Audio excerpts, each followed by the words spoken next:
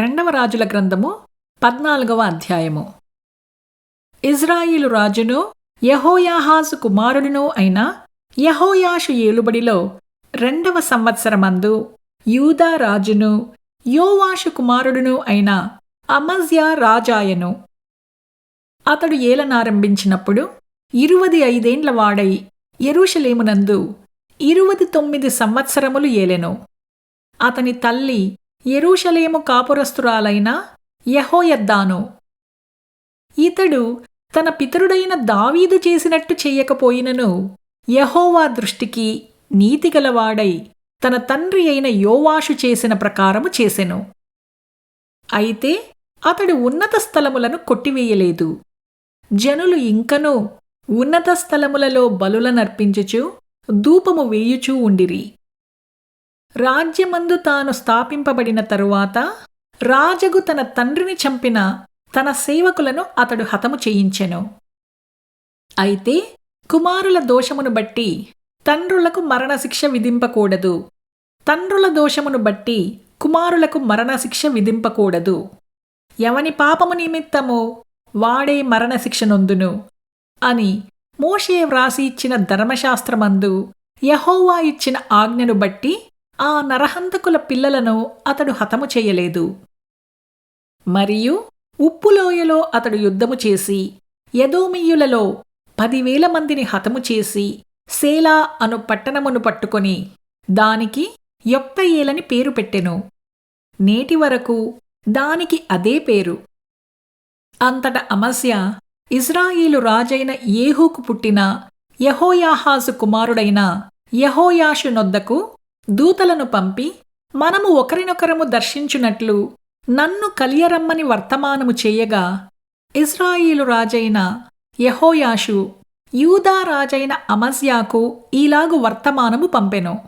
లెబనానులోనున్న ముండ్ల చెట్టొకటి నీ కుమార్తెను నా కుమారునికిమ్మని దేవదారు వృక్షమునకు వర్తమానము పంపగా, లెబనానులోనున్న దుష్టమృగము వచ్చి ఆ ముండ్ల చెట్టును త్రుక్కివేసెను.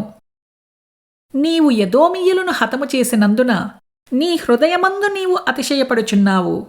సరే, ఇప్పుడు నీ నగరునందు నీవుండి నీకున్న ఘనతను పట్టి నీవు అతిశయపడుము. నీవు మాత్రము కాక నీతో కూడా యూదావారును కూలునట్లుగా నీవెందుకు అపాయములో దిగుదువని చెప్పినను అమజ్యా విననొల్లనందున ఇజ్రాయేలు రాజైన యెహోయాషు బయలుదేరి యూదా సంబంధమైన బెత్షెమెషు పట్టణము దగ్గర తానును యూదారాజైన అమజ్యాయు కలుసుకొనగా, యూదావారు ఇజ్రాయేలు వారి ఎదుట నిలవలేక అపజయమొంది అందరునూ తమ తమ గుడారములకు పారిపోయిరి. మరియు ఇజ్రాయేలు రాజైన యెహోయాషు అహజ్యాకు పుట్టిన యోవాషు కుమారుడైన అమజ్యా అను యూదారాజును బెత్షెమెషు దగ్గర పట్టుకొని యెరూషలేమునకు వచ్చి ఎఫ్రాయిము గుమ్మము మొదలుకొని మూల గుమ్మము వరకు యెరూషలేము ప్రాకారమును 400 మూరల పొడుగున పడగొట్టెను. మరియు యెహోవా మందిరమునందును రాజనగరునందును కనపడిన బంగారము వెండి మొదలైన సమస్త వస్తువులను పట్టణస్థులలో కుదువపెట్టబడిన వారిని తీసుకుని షోమ్రోనునకు వచ్చెను. యెహోయాషు చేసిన ఇతర కార్యములను గూర్చియు అతని పరాక్రమమును గూర్చియు యూదారాజైన అమజ్యాతో అతడు చేసిన యుద్ధమును గూర్చియు ఇజ్రాయేలు రాజుల వృత్తాంతముల గ్రంథమందు వ్రాయబడియున్నది. అంతటా యెహోయాషు తన పితరులతో కూడా నిద్రించి షోమ్రోనులో ఇజ్రాయేలు రాజుల సమాధినందు పాతిపెట్టబడెను. అతని కుమారుడైన యెరోబోము అతనికి మారుగా రాజాయెను. యూదా రాజైన యోవాషు కుమారుడైన అమజ్యా ఇజ్రాయేలు రాజైన యెహోయాహాజు కుమారుడైన యెహోయాషు మరణమైన తరువాత 15 సంవత్సరములు బ్రతికెను.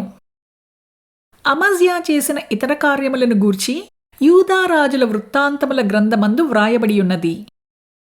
అతని మీద యెరూషలేములో జనులు కుట్ర చేయగా అతడు లాకీషు పట్టణమునకు పారిపోయెను. కాని వారు లాకీషునకు అతని వెంట కొందరిని పంపిరి.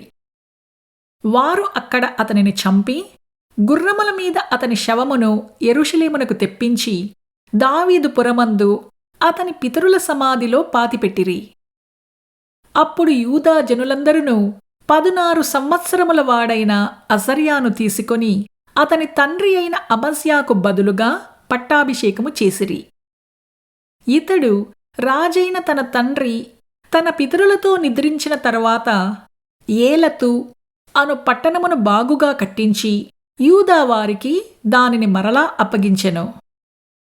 యూదా రాజును యోవాషు కుమారుడునూ అయిన అమజ్యా ఏలుబడిలో 15వ సంవత్సరమందు ఇజ్రాయేలు రాజైన యెహోయాషు కుమారుడగు యెరోబాము షోమ్రోనులో ఏలనారంభించి 41 సంవత్సరములు ఏలెను. ఇతడును ఇజ్రాయేలు వారు పాపము చెయ్యుటకు కారకుడగు నెబాతు కుమారుడైన యెరోబాము చేసిన పాపములను విడువక అనుసరించి యెహోవా దృష్టికి చెడుతనము జరిగించెను. గత్హేపెరు ఊరివాడైన అమిత్తయికి పుట్టిన తన సేవకుడైన యోనా అను ప్రవక్త ద్వారా ఇజ్రాయేలీయుల దేవుడగు యెహోవా సెలవిచ్చిన మాట చొప్పున ఇతడు హామాతునకు పోవు మార్గము మొదలుకొని మైదానపు సముద్రము వరకు ఇశ్రాయేలు వారి సరిహద్దును మరలా స్వాధీనము చేసుకొనెను. ఏలయనగా అల్పులేమి ఘనులేమి ఇశ్రాయేలు వారికి సహాయులెవరునూ లేకపోయిరి. యెహోవా ఇశ్రాయేలు వారు పొందిన బాధ ఘోరమైనదనుకొనెను.